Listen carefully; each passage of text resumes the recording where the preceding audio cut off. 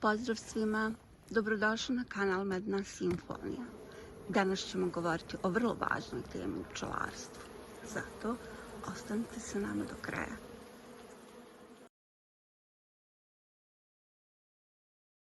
U ovom videu vidjet ćemo kako korak po korak oksalnu kiselinu iz potencijalne opasnosti pretvaramo u naše najmoćnije oružje u borbi protiv varoje. Mi ćemo raditi tretman nakapavanjem, može i sublimacijom, koristi se isključivo znači kada u košnici nema legla, jer nam se tad sva varoa nalazi na pčelama. U našim uslovima to je otprilike kraj novembra i početak decembra. Spomenut ću da je oksalna kiselina prirodna tvar koja se u tragovima nalazi u mnogim nama poznatim biljkama: špinat, brokula, peršun, cvekla, kelj, orašasti plodovi. Pčele prirodno dolaze u kontakt s njom.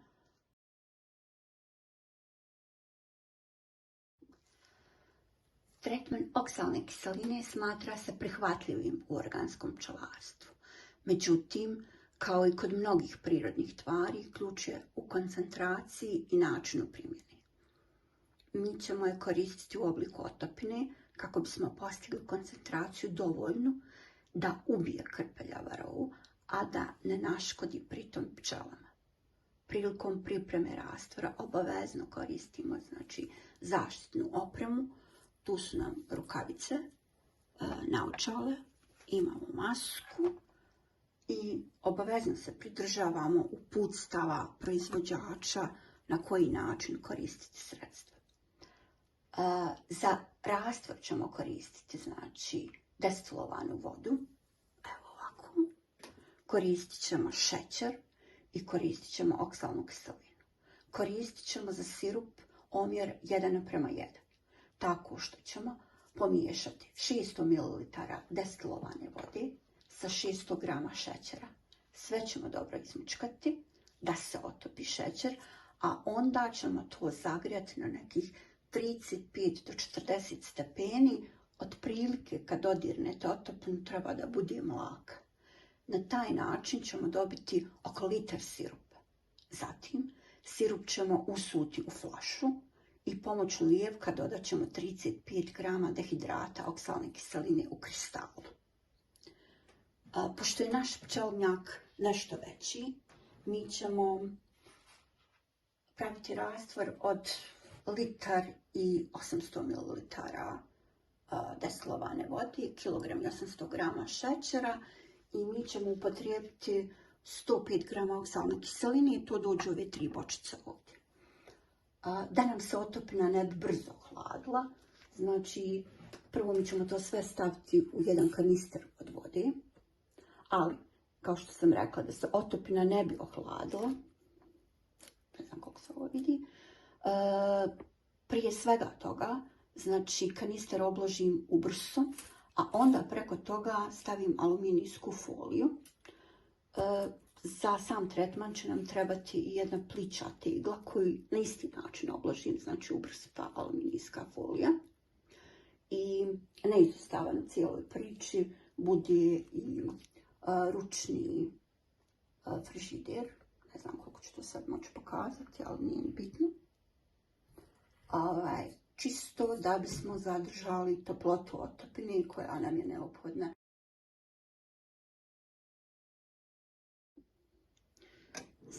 U šećer od kilogram i 800 g dodajemo litar i 800 ml destilovane vode.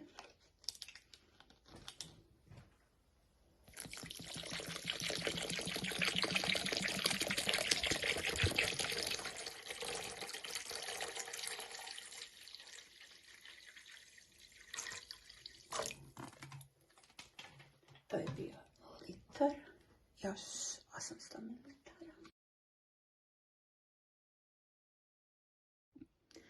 Da bismo skratili postupak na samom videu, prethodno sam već nasula sirup u kanister. Tu imamo 3 litra sirupa, a sad sam tu dodala 105 g oksalne kiseline I sad ćemo to sve lagano, znači kroz ovaj lijevak koji bi trebao da bude suh, zato što je u tom slučaju lakše da prođe, jer je ovaj donji bio malo uzak. Sve ćemo to da ubacimo u kanister i onda ćemo fino promučkati da se ti kristali istope i sa ovim postupkom smjesa će nam biti gotova da možemo uraditi tretman direktno na pčelama.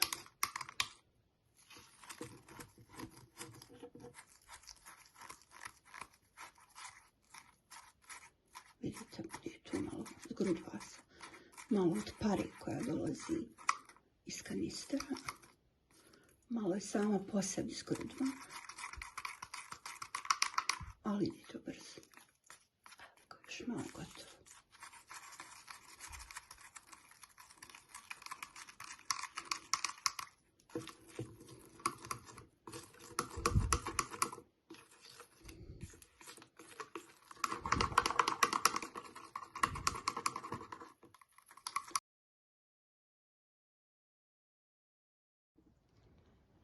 Već smo na pčelinjaku. Ovo je stvarno idealno vrijeme da odradimo tretman oksalnom kiselinom. Imamo trenutnu temperaturu od 5 stepeni, visoku vlažnost vazduha preko 90, većina je košnica bez legla ili sa vrlo malo možda. Pčele su formirale klube, pa ćemo se potruditi da ih što manje uznemiravamo. Za samo nakapavanje koristit ćemo špric. Ovaj koji ja koristim, kao što vidite, od 50 ml. Nakapavanje ćemo raditi direktno po pčelama. Po jednoj punoj ulici pčela potrebno nam je 5 ml rastvora. U prosjeku negdje ćemo potrošiti između 25 i 30 ml po košnici. Sad ćemo pažljivo skinuti krov da što manje uznemiravamo pčele. Bićemo i tihi.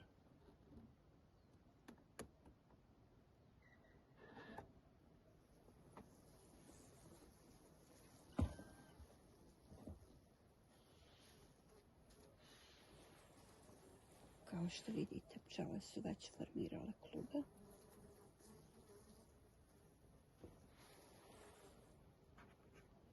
Uzet ćemo našu špricu.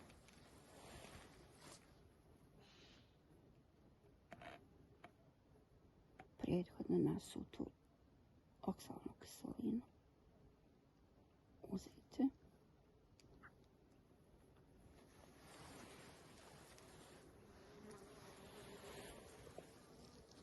Ja na špricu stavljam i ovu žutu iglu.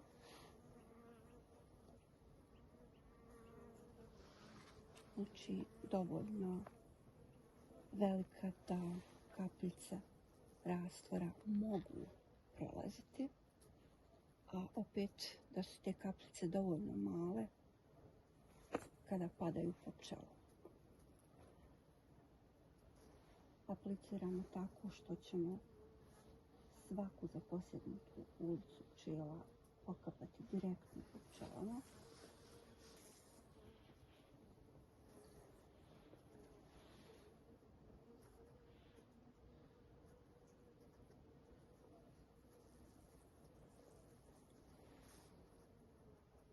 Tamo gdje vam je veća koncentracija pčela, možete nakapati malo više.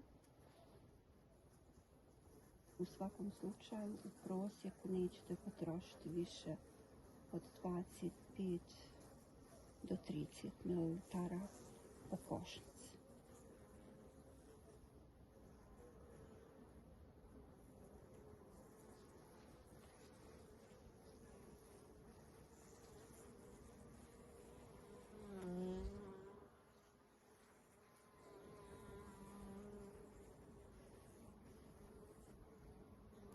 Pčela ima čak i ovo zadnjo, nekoliko. Lagano se dižu.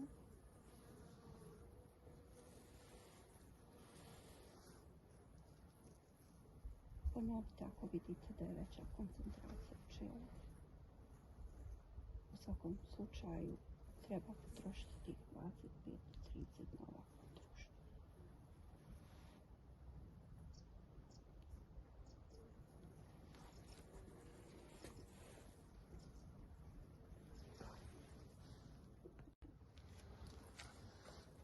Pažljivo sve ostavljamo kako je bilo, bez kuckanja, naglih pokreta.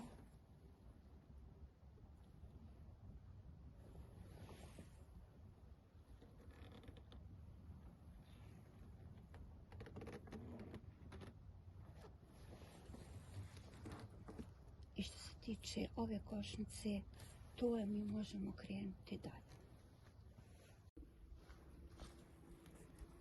Kao što se može vidjeti, ovdje su pčele dosta duboko. Znači, medne kape su dosta visoke, debele i pčele su se spustale ispod. Uglavnom imamo ih 1, 2, 3, 4, 5, 6, 7 ulica. Imamo čak i ovoj ulici malo.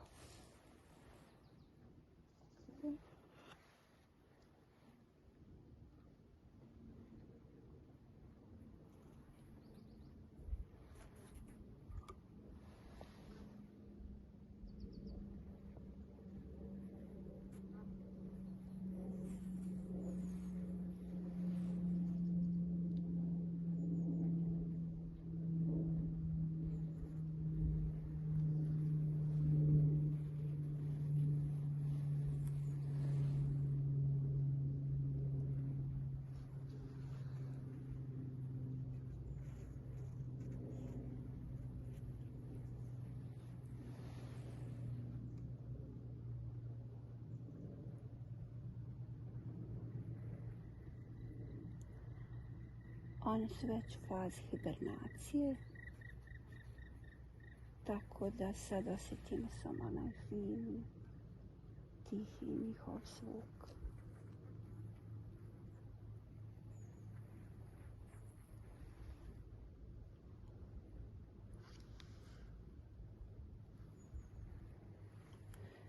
U ove 3 srednje ulice ih ima pofino, to vidim od ozgo.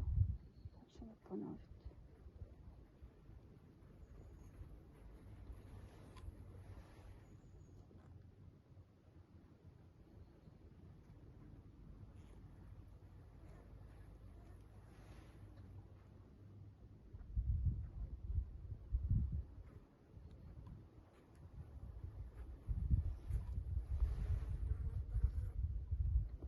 Ovo je naše posljednje uznemiravanje pčela do prvog proljetnog pregleda.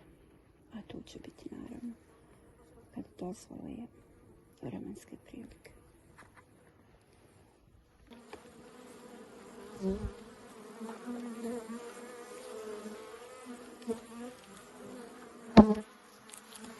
Mi se danas završavamo tretman.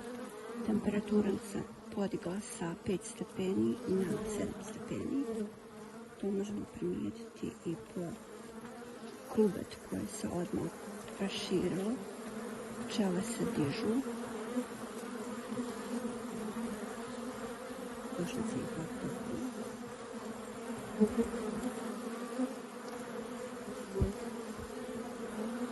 Znači pažljivo preskamo po svim zaposjednutim ulicama.